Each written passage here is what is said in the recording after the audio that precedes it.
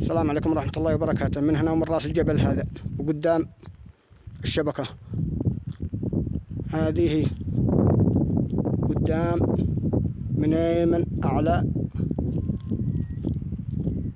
جبل هنا مهلنا قدامها يمن موبايل.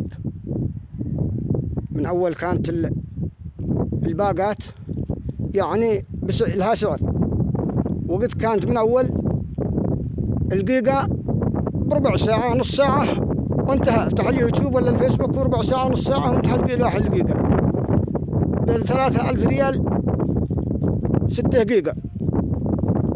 ما تقلق لك الأسبوع ولا تقلق 3 أيام إذا فتحت كل ليلة نص ساعة ساعة ما تقلق. وذا الحين أضافوا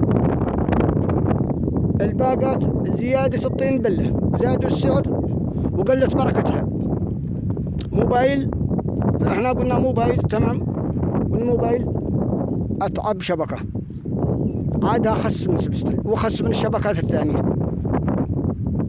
وأنا من عندي اشتركت في موبايل، لكن مو موبايل شريحة باكسرها، كسرها مصطفى الممري وأنا باكسرها. ومن هو رجال يكسر الموبايل هذا محل نصب واحتيال، بدل ما الناس تتفرج الأخبار وتشاهد لها يعني الأحداث وتحارب حتى أقل شيء حرب إعلاميا.